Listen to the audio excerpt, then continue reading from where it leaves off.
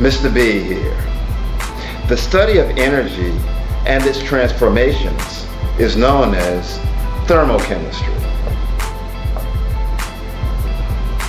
In this video, I will explain how chemical reactions are related to energy changes.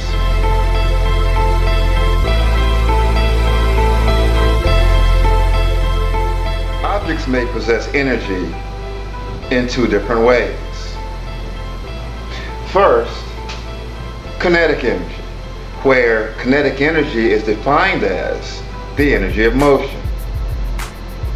The magnitude of kinetic energy is equal to 1/2 mass times the velocity squared.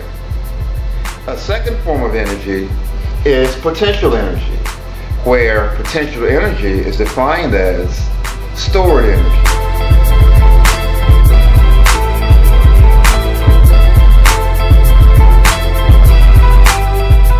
Energy is commonly expressed in units of joules, where 1 joule is equal to 1/2 times the mass of an object times the square of the velocity.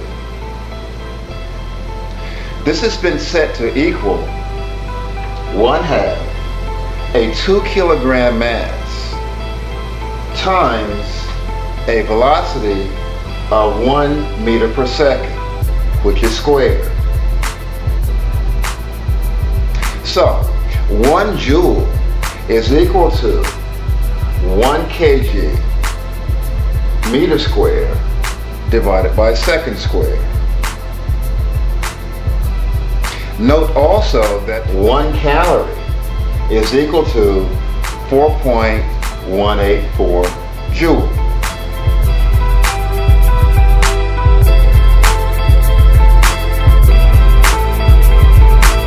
When we use thermodynamics to analyze energy changes, we focus on a specific part of the universe. In the case of a chemical reaction, such as the reaction where hydrogen gas reacts with oxygen gas to produce water, the system consists of the chemicals, the apparatus, and nothing else. Everything else outside of this system is known as the surroundings.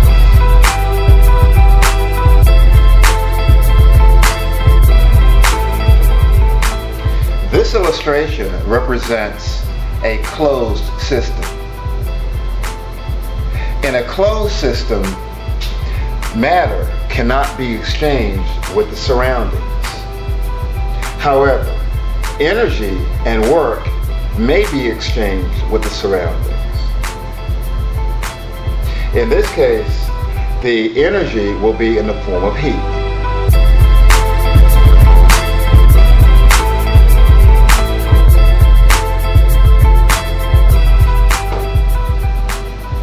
Work is defined as the force times distance, or simply F times D, where force is equal to the push or pull exerted on an object.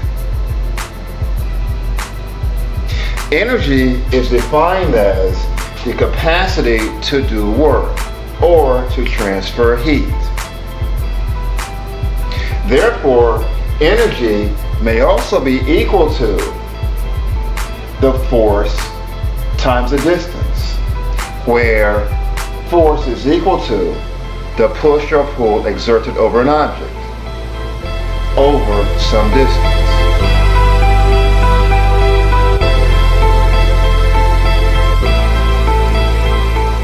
Consider the following practice problem.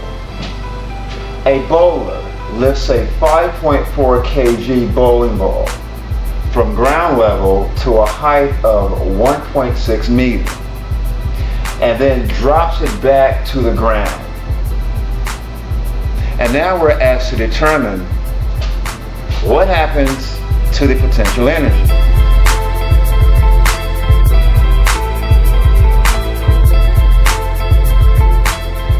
I think it's quite obvious that if a bowling ball or any object, is raised from a low height to a greater height, then the potential energy of the object has increased. So therefore, in this particular case, the potential energy increases.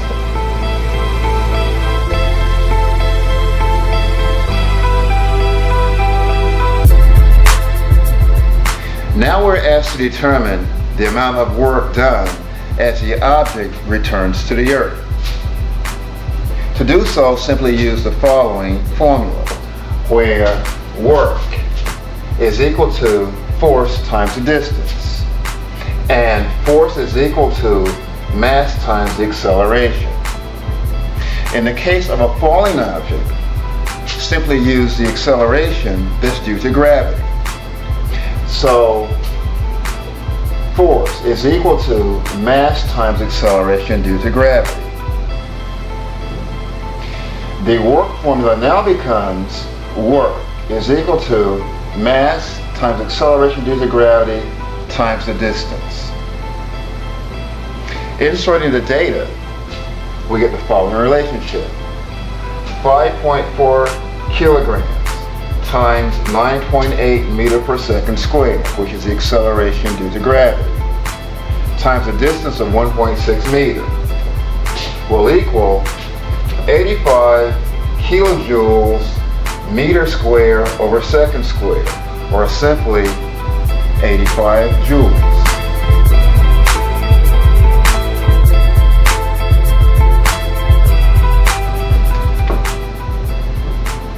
When the bowling ball was lifted to a height of 1.6 meters and then dropped, upon impact with the ground, it was determined that 85 joules of work was done. Since this work was done as a result of lifting the bowling ball to a height of 1.6 meters, which essentially was storing energy, or in other words, raising to that height introduced that much potential energy. When the ball finally impacted the ground, that energy was released. Therefore, the energy released after falling this distance represents the kinetic energy.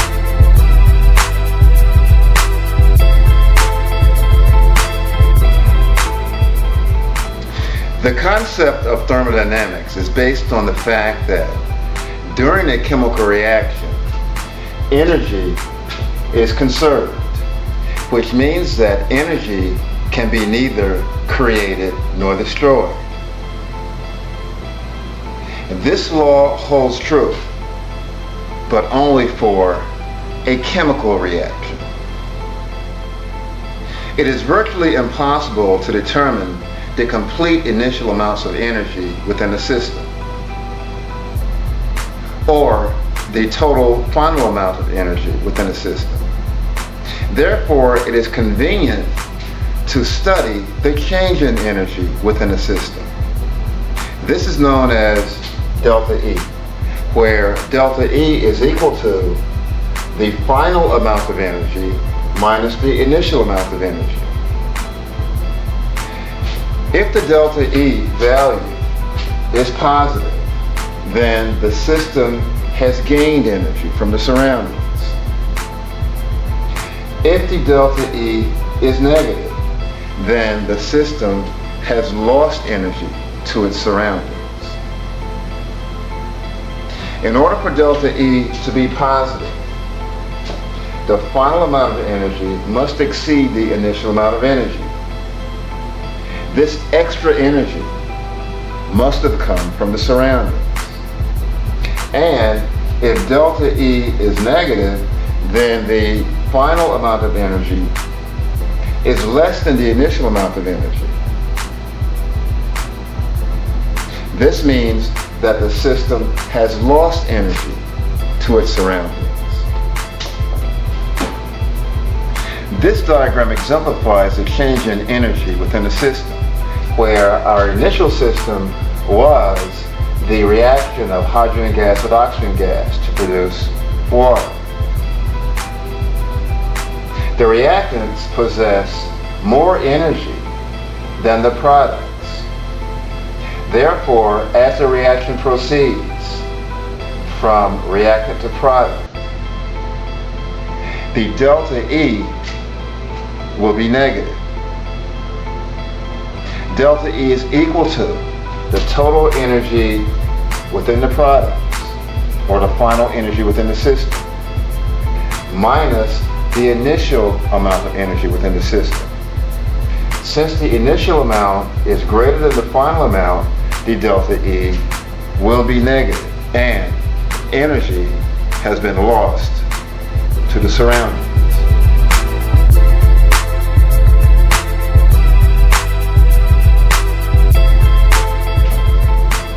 It is now possible to relate delta E, Q, and W in a formula.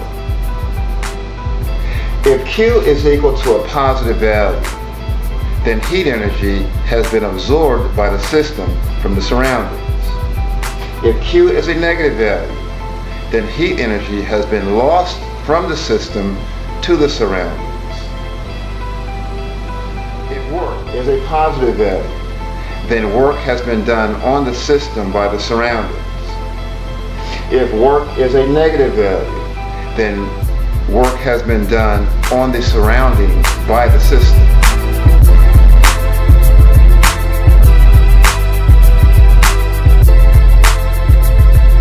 In general, delta E is equal to a positive Q plus a negative W, or delta E is equal to a negative Q plus a positive W, or delta E may be equal to a negative Q plus a negative W, and delta E may also be equal to a positive Q and a positive W.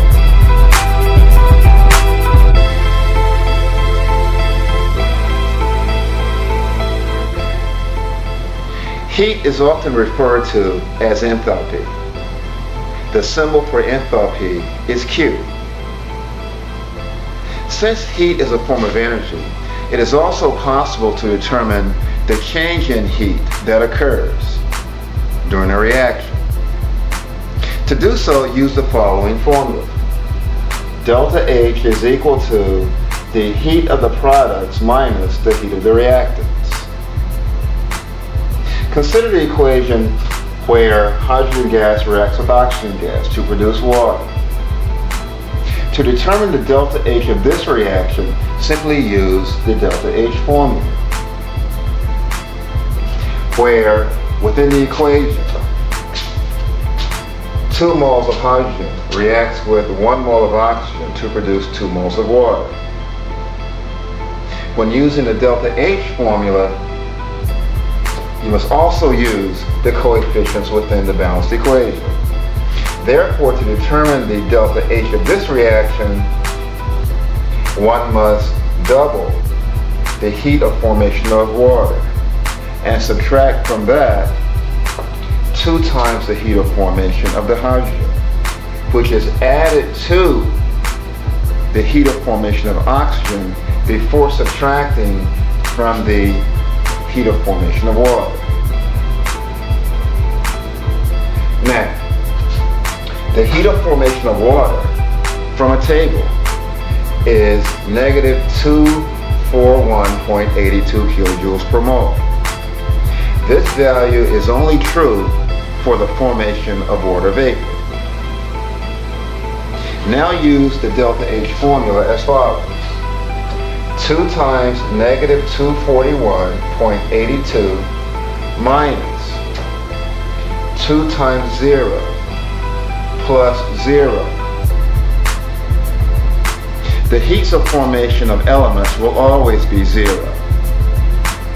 So in this particular case, the heat of formation of H2 is 0 and the heat of formation of O2 is 0. This will give a final answer of a negative 483.64 kilojoules.